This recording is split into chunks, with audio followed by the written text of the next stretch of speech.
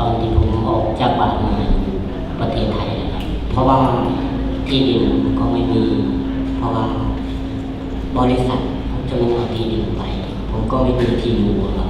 เพราะว่าผมก็ต้องตัดใจออกมาอยู่เมืองไทยเพราะว่าต้องพิจารณาหมดแล้วครับเพราะว่าตอนนั้นมาก็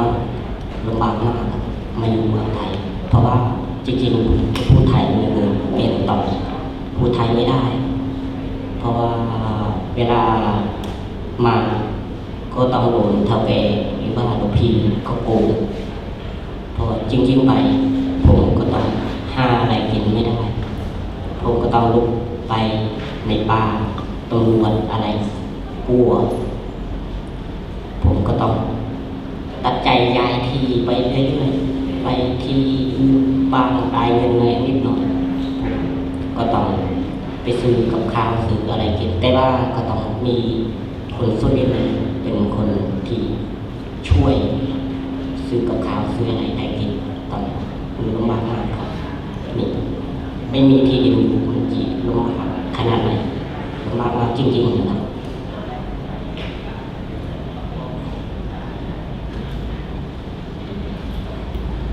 ขอถาม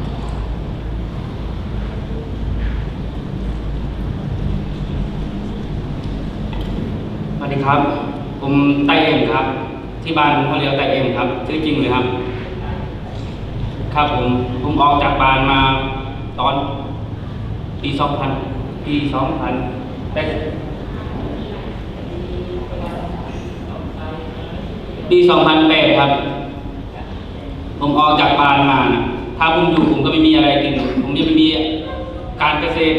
ปกติผมเป็นคนชาวนาชาวไร่ครับ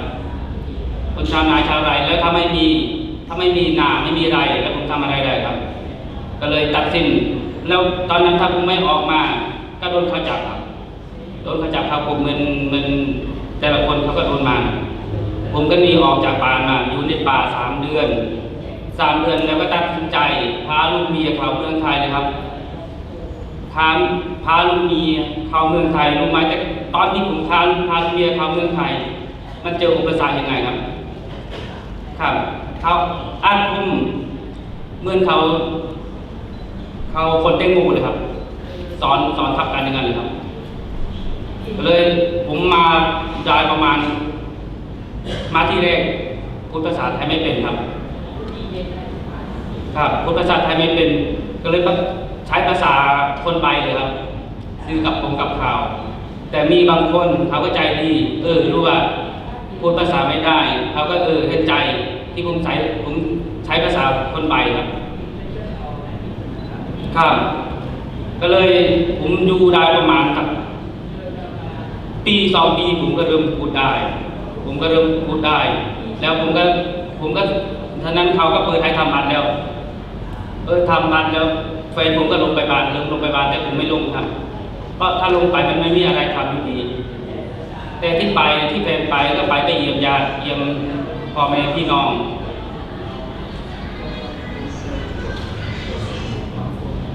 3 ปี 4 ปีผมไปครั้งครับไปครั้งแต่เวลาไปแล้วไปแบบอาศัยบ้านพี่น้องญาติตามจังหวัดครับตามจังหวัดครับจนทุกวันผมไม่อยากกลับเลยถ้ากลับไปถ้าที่ดินผมไม่มีแล้วผมไปทำอะไรอีกครับเพราะมันไม่มีงานให้ทำครับผมมาอยู่8 ปี 7 ปีนะผมย้ายเท่าแก่มาก็7-8 ครั้งเหมือนกันครับบางทีผมทำงานกับพี่นี่ตามไม่มีผมก็ต้องย้ายแล้ว3 เดือนที่แล้วผมก็โดนติดคุกด้วยเพราะอะไรปัดผมทำงานได้เฉพาะพื้นที่ที่ผมทำงานครับแล้วย้ายไปตอนนี้ผมก็ติดที่รักสินที่เรือนจำคลองโลกครับ2 เดือนเต็มเลยทีนี้มีปัญหาประเด็นครับแล้วทำไมผมจึงทนอยู่กับเมืองไทยครับก็ถ้าไปบ้านก็อย่างที่คุณเมื่อกี้ครับถ้าไปบ้านแล้วมันไม่มีอะไรใช้เลยมันไม่มีที่อยู่เลย แล้วยังที่บ้านก็เหมือนกันถ้าผมไปแล้วครับแล้วผมไปหาผมเกิดที่ไหนครับแล้วผมก็มาเมืองไทยประมาณ7-8 ปีแล้วนะแล้วไปทำอะไรได้กับเขา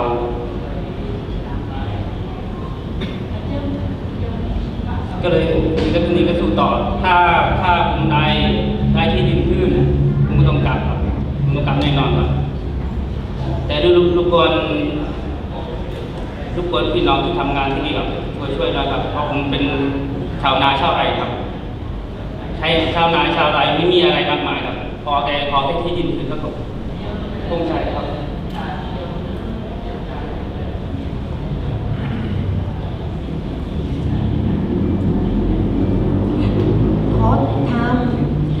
ขอถามคุณหน่อยหนึ่งนะอยากถามเกี่ยวกับสถานการณ์อยู่ที่บ้าน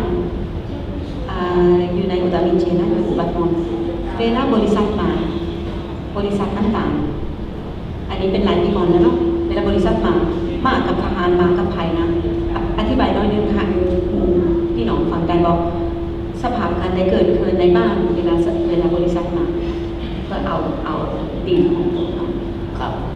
ตอนที่มีที่ดินนะครับประชาชนก็ต้องลงการลำบากมากเหมือนผมที่แรกนะครับผมก็ต้องตัดใจตัดอะไรเนี่ยมาอยู่เมืองไทยเพราะว่าไม่มีอะไรกินนะครับจริงๆคือไม่มีอะไรกินถ้าว่าถ้าจริงๆถ้าได้ที่ดินขึ้นประชาชนก็ไม่เอาอะไรมากแค่ให้ได้กินวันเป็นวันเลยถ้ามาอยู่เมืองไทยมันสักวันมันจะลำบากไม่ใช่ลำบากแค่ผมคนเดียวต่อลูกผมเองก็ต้องลงการลำบากมากที่สุดเพราะว่ามันมาอยู่เมืองไทยก็ไม่ได้ตลอดชีวิตนะครับก็ต้องกลับอยู่ที่เดิมกลับอยู่ที่ประเทศเราเหมือนเดิมเลยเพราะว่ากลับอยู่ถ้าตัดใจกลับไปมันไม่มีที่ดินนะครับก็กลับเพื่ออะไรเพราะว่าคนเราก็ต้องสู้ในชีวิตสู้ทำงานก่อสร้างเรื่อยๆนี่แหละเมืองไทยค่าแรงก็มาจากตอนแรกก็ได้ประมาณ110 บาทกับ150นี่แหละเป็นชามเป็นอะไรแต่ว่ามาถึงตอนนี้ก็ได้แค่300ค่าแรงแต่ว่าก็ต้องเลี้ยงลูก3-4 คนนะครับก็ลำบากมากก็ต้องพาลูกพาเมียพาอะไรมาอยู่เมืองไทยหมดเพราะว่าอยู่นั้นไม่มีใครเลี้ยงเอาตัวเองที่รอดเพราะว่าทวนแม่เอาไปฝากแม่ฝากอะไรแม่ก็ไม่มีที่ดินอยู่ดีที่ไหน5 กินจะลำบากมากเพราะฉะนั้นข้อบริษัทที่เกี่ยวข้องข้อที่ดินคือไม่เอาอะไรมากมายข้อโอเคที่ดินคืนให้ลูกให้ผมให้อะไรได้ทำนาทำอะไรได้กินแค่นั้นไม่มีอะไรจริงมากส่วนมากเขาจะดีเข้าเมืองไทยเลยครับเพราะเมืองไทยมีงานเยอะสำหรับใครเขาทำงานครับเขาได้ครับแต่บางคนเขาก็มีญาติพี่น้องออกจากตั้งจังหวัดเลยครับตอนนั้นยุไม่ได้จริงครับเข้ามาพร้อมทางทหารแล้วตำรวจมาเลยครับมาคุมหมดเลยครับแล้วส่วนผู้ชายก็ตรงนี้เข้าป่าส่วนผู้หญิงไม่ค่อยเท่าไรครับเขาไม่ทำร้ายถ้าผู้ชายโดนแน่นอนครับก็เลยผู้ชายแต่ละคนเข้าป่าหมดเลยครับเข้าป่าผมก็ไปนอนที่ป่า3 คืนครับนั่นแหละนอกจากนั้นมาผมก็เข้าวัดกินข้าววัดแล้วคืนมาเมืองไทยเลย